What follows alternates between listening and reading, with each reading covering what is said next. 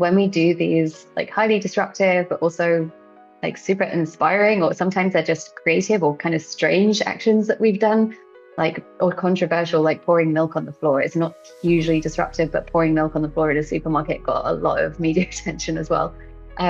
So yeah, we do a combination. We just experiment with things like these disruptive actions on horse race courses or disrupting McDonald's distribution centers, but also just fun things like putting I don't know if you know Wallace and Gromit in the US. You know Wallace and Gromit? Okay. So yeah, we put like Wallace's face on a portrait of King Charles's face. And that just like went international as well. And so yeah, it's not always disruptive. It can be funny, but yeah, we're just trying to find ways to get this message out there because we're like, people need to know what is going on, and we're trying to build support for the animals. And at the moment, our main thing is building support for the end of factory farming, as that's where the most animals are suffering. Welcome to the Better Life for Animals podcast, where we amplify the voices of animal advocates, sanctuaries, and changemakers working toward a kinder, more compassionate world.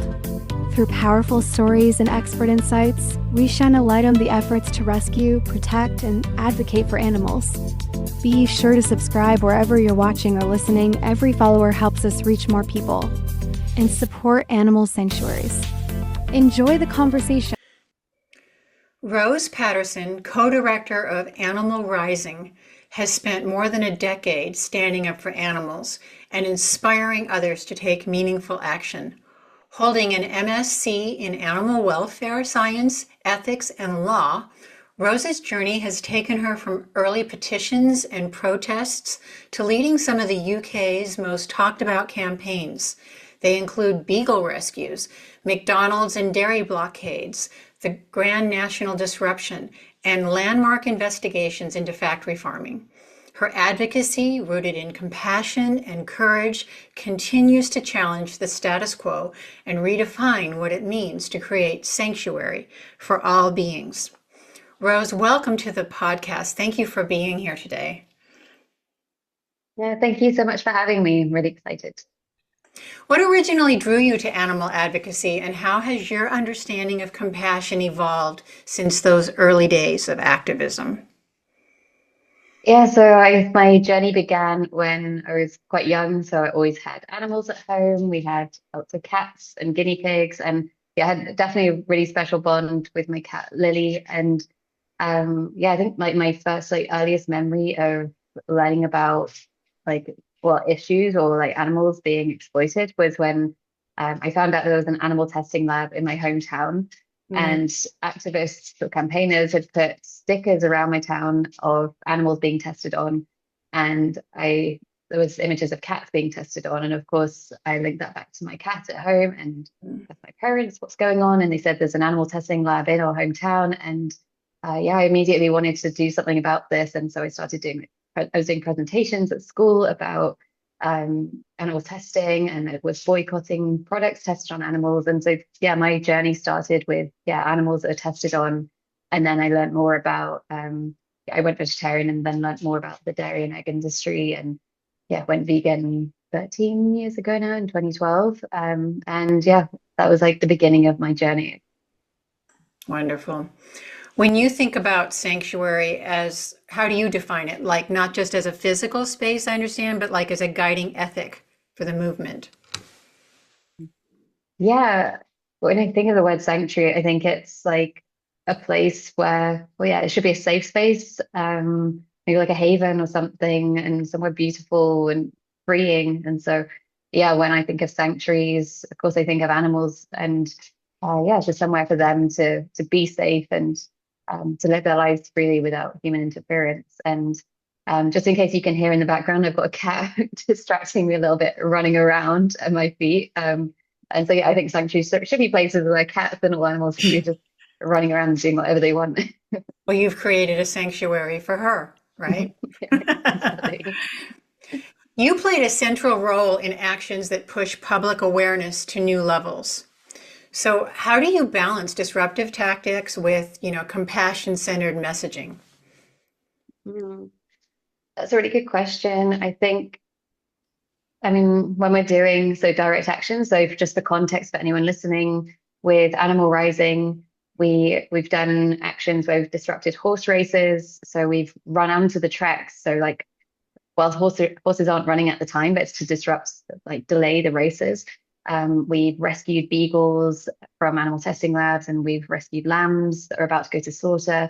And we've also blocked roads and blocked distribution centers to stop dairy trucks getting out and delivering dairy to supermarkets. And yeah, these disruptive tactics combined with like these messages of like love and compassion and doing these actions with our faces uncovered, doing it completely openly and non-violently. I think that is so important because yeah, these tactics these actions can come across as like yeah, very, very disruptive to the public, and it's not normal to be doing those things. But when you see like regular people that are like mums and grandparents and school teachers, just regular people going out and doing these disruptive actions, disrupting the status quo, but also doing it with compassion. We're not blaming the individuals that are working in these places. We're not, yeah, targeting them specifically. It's the industry, it's the system that we're targeting. And so I'm making that clear and showing that we're doing it for the animals, and we're doing it for everyone as well, even those that we're disrupting. We're doing it for them. We're trying to save the planet. We're trying to save the animals. And so, yeah, I think it's a bit, it can come across as maybe contradictory to the public, but I think once they understand, when they see people, they're like, oh wow, these people are actually sacrificing their freedom and they're doing it with love and compassion at the same time as being disruptive. I think it's, for a lot of people, it's really, really inspiring and moving when you see those things happening. Absolutely. The Beagle rescue trials have brought both legal challenges and visibility to your work. So what lessons or hopes are you carrying into the next phase based on what you've learned? Yeah, so the Beagle trials, so this is 20 of us going on trial for rescuing beagles from MBR Acres, which is a beagle breeding facility for animal testing in the UK. And it's basically 2,000 beagles that are bred there every year in these like concrete cages. I feel it's like heartbreaking seeing. I saw like when I went in there, I saw like the mums like they were looking kind of, this one mother I remember seeing the first time I went in, and we were doing an occupation before we did the actual rescue, and I saw her like just cowering in a corner. The puppies were all kind of excited, but the mum was just like looked like really defeated and so sad. And yeah, we decided that it's time to get those beagles out. Like this is clearly the right thing to do. I have no doubt in my mind that we did the right thing by entering that facility. We did it twice in 2022. So I took part in the second rescue in December 2022. Now there's a total of 20 of us on trial for rescuing those beagles, and we're facing up to 10 years in prison for doing that. And so, yeah, I think what we're hoping is that the public are going to see that we're just like a bunch of regular people that have done something that is morally right, and it's up to 12 members of a jury. So in the UK, for certain offences or like potential crimes, it's not a crime until the jury has decided whether it's a crime or not. And I believe that what we did was completely legal. So yeah, it's up to them to decide whether this is legal or not. And yeah, it's up to those members of the public to decide. And we hope that they vote that we did the right thing. And it's a signal that people don't want animals to be tested on. They don't want dogs to be tested on. And I hope that the public can see our perspective and understand and see the sacrifice and be inspired by our actions, but also it's also about raising awareness. A lot of people don't even know that animals are being tested on in the UK, and definitely a lot of people don't know that dogs are being tested on. I think that's really, really shocking to most people.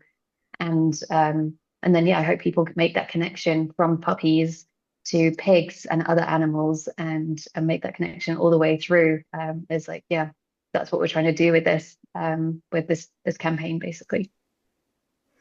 Well, I'm very impressed. It's very brave of you. And I'm sure if you had it to do all over, you wouldn't change a thing because you're doing it for the animals. So thank you for that. I know that you've led a lot of, mass actions like with McDonald's and major sporting events. So is that really what Animal Rising is about? Is about getting out there and making a small disruption in order to make people aware? Mhm. Yeah, so yeah, a lot of our campaigns are about creating a national conversation and making these like dinner table conversations. Like when we disrupted the Grand National, which is the largest horse race in the world, so it's in the UK, and over is it 300 million or 600 million people are watching this race every year or betting on this race, and it's huge. And we knew that if we disrupted that, if we managed to delay the race, we would be able to make the headlines. And so, yeah, 118 people were arrested that day back in 2023, and that made front page news. We've got 11 national front page newspapers, and it was like the number one news story for 36 hours. So, yeah, it's huge. And so we know that when we do these like highly disruptive, but also like super inspiring, or sometimes they're just creative or kind of strange actions that we've done, like or controversial, like pouring milk on the floor. It's not hugely disruptive, but pouring milk on the floor at a supermarket got a lot of media attention as well. So yeah, we do a combination. We just experiment with things like these disruptive actions on horse race courses or disrupting McDonald's distribution centers, but also just fun things like putting I don't know if you know Wallace and Gromit in the US. Is Mhm. you know Wallace and Gromit? Okay, so yeah, we put like Wallace's face on a portrait of King Charles's face, and that just like went international as well. And so yeah, it's not always disruptive. It can be funny, but yeah, we're just trying to find ways to get this message out there because we're like people need to know what is going on, and we're trying to build support for the animals. And at the moment, our main thing is building support for the end of factory farming, as that's Mm. where the most animals are suffering.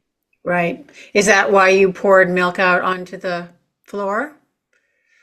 Yeah, so that was back in 2022, and we were doing it was kind of a whole campaign around dairy, and Mhm. we were disrupting. We did like almost 2 weeks of disrupting dairy distribution centers by physically blocking them with our bodies. So we would go to the sites and yeah, block the entrances. We were also like, stopping trucks and climbing on top of trucks, and it was actually really difficult to get press around that. But we did cause milk shortages in supermarkets. But then, yeah, we were also doing these actions where people would go out and pour milk on the floor of a supermarket. And that was actually way more effective in terms of gaining media attention. Although you could argue it gained attention because it was controversial, although people found, yeah, people had issues with the fact that we're pouring milk on the floor, we're pouring what people see as food on the floor and like wasting it. And so yeah, but because it's controversial, of course, it's going to start a conversation. And yeah, whether or not people like that action or not, it definitely started a conversation. That's so interesting. During COVID, I was listening to a radio station about milk just being poured out because they didn't have the distribution Mm, channels, and how this famous chef was saying, well, you should put it in the hands of the restaurants. And I was thinking, no, here is the chance mhm. that we have as people to look at where this milk is coming from and to stop it. So I really hoped it was an opportunity that we would make a difference. And I actually wrote a children's book about it. So I'm very interested in that. Oh, wow. So I love the Mhm, idea of just pouring milk on the floor and people are going, what are you doing? It's hitting mhm, so many areas. You're inconveniencing them, you're wasting it, and yet they haven't taken a moment to think about where did this milk, who had to suffer so that you mhm, could have this milk that isn't even meant for you and it's not even mhm. good for you. So Yeah, good for you. exactly. You're listening to Better Life for Animals podcast. Our mission is to amplify the voices of animal advocates, sanctuaries, and changemakers working toward a kinder, more compassionate world. But we can't do it alone. We need your help. First of all, go ahead and subscribe to this channel wherever you're watching or listening. And then get involved by visiting betterlifeforanimals.com. That's betterlifeforanimals.com. Be sure to check out our blog, learn more about incredible sanctuaries, and explore our book section, where 100% of net proceeds from book sales are donated to sanctuaries. Every action you take helps to make a difference. And remember, subscribe to this channel. And now, back to the show. If you're just joining us, we're having a really nice conversation with Rose Patterson of Animal Rising, and this is Better Life for Animals. So many people care about animals, but they hesitate to take direct action. So what do you say to those who are unsure about where to begin? Yeah, I think direct action, yeah, I think most people that end up doing direct action, it's not normally their first experience or yeah, way into the animal movement. I mean, I started doing activism from like 2012. I watched the Earthlings documentary, and straight after that, I was like, okay, I'm going vegan. I'm going to contact PETA and see what I can do to spread this message. Because I was like, if other people saw what was happening, then they'd change their minds. Of course, that's not necessarily true. But yeah, I'd say there are like I wish that I had more resources to work out where I could find my way into the movement or find out where I could use my skills because I think at the time all I saw was protest and demonstrations and outreach. And so for a long time I was doing a lot of outreach on the street, which I think is a really good way to meet people, build your confidence in speaking about these issues. And it's also a good way to find out what else is happening in the animal movement.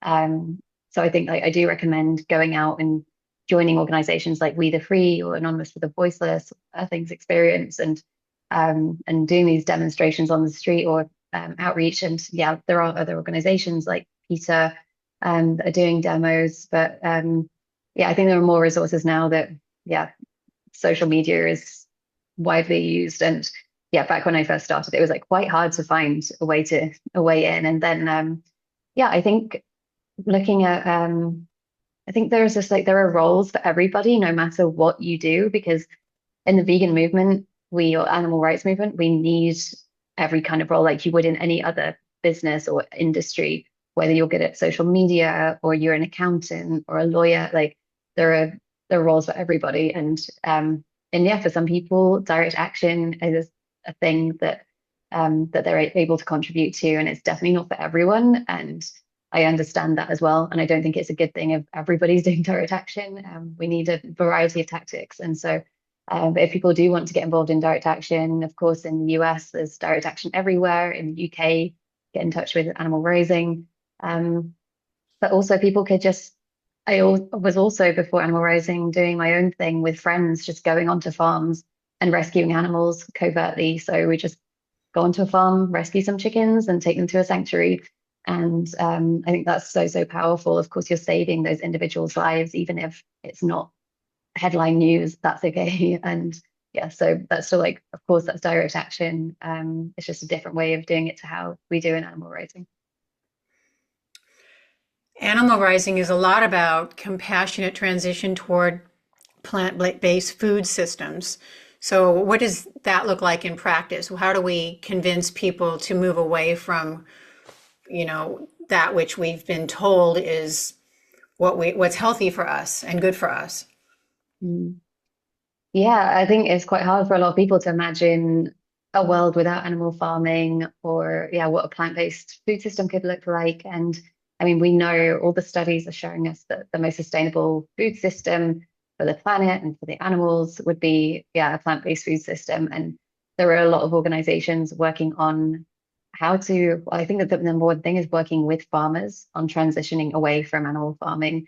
Mm. And because if we're working against them, that we're never going to get there. And I think people I know in the UK, of course I know more about what's going on in the UK, but people are doing amazing work on how to transition away from animal farming. And well, yeah, I'll plug some of the organizations that are kind of linked to Animal Rising as well, Sure. because we're actually we have like multiple orgs that are seeded by Animal Rising or have been started by people that were in Animal Rising. But there's Vegan Support the Farmers is something we started a few years ago, which is about building relationships with farmers to just it was just about building connections. It wasn't anything like too concrete. It was just about trying to build trust and find common ground. And then yeah, we're potentially starting campaigns around imports because that's something that farmers and vegans can agree that yeah, the imports of low welfare animal products coming into the UK is a big problem.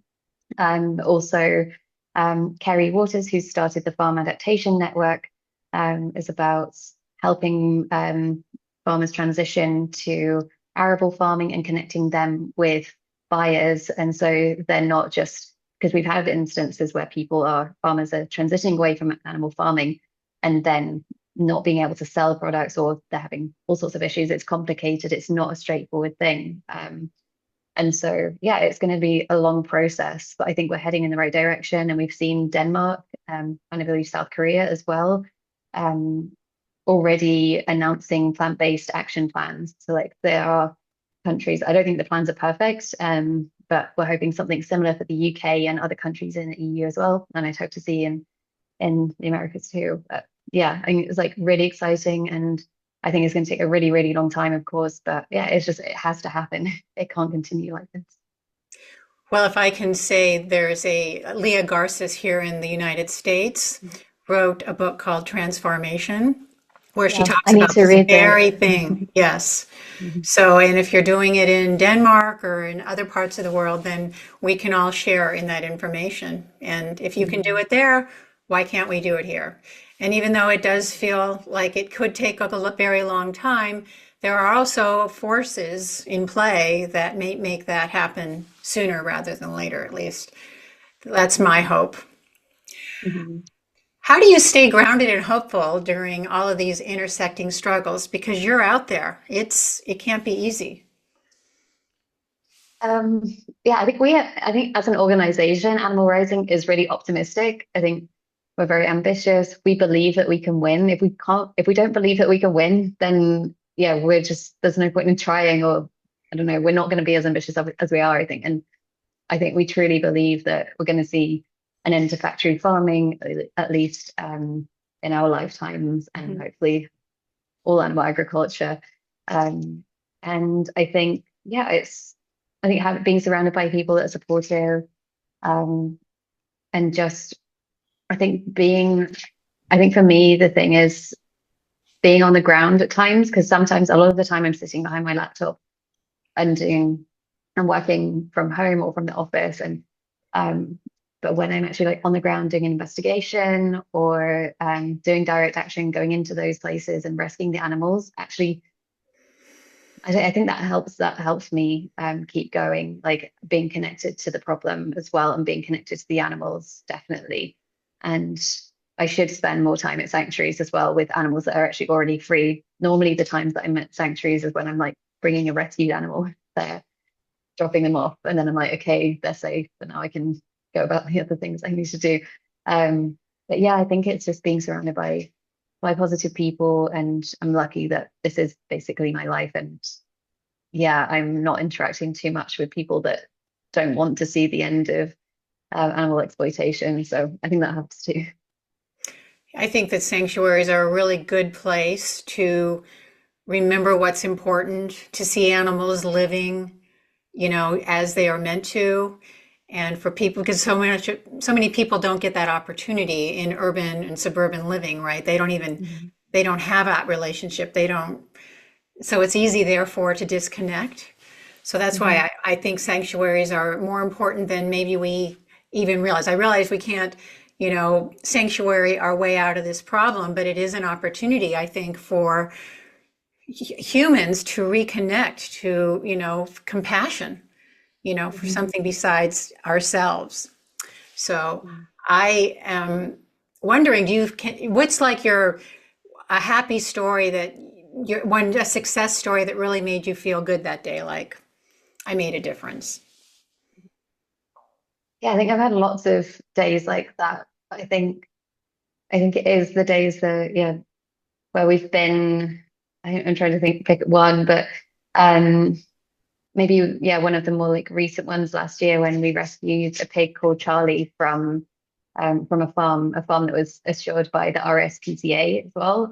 So in the UK we have RSPCA assured farms. So the RSPCA is supposed to be protecting animals, but they also, yeah, assure certain farms. So we're doing a campaign about that and the contradiction between, yeah, what the RSPCA is doing. And anyway, this pig called Charlie, we rescued her, um, and she had this like huge abscess on the front of her head, on her forehead, just above her eye, and it was clear like if she didn't get medical attention, I mean, she was probably suffering anyway. But yeah, it was if it got worse, it affected her eyesight, and yeah, it was unlikely that she was going to get medical attention. And this farm, it was a factory farm with, yeah, tons of pigs, and so yeah, we rescued her, and I got to spend time with her in the back of a van while we were driving to the sanctuary. And it was like, yeah, me and yeah, one of the other like the people that rescued her.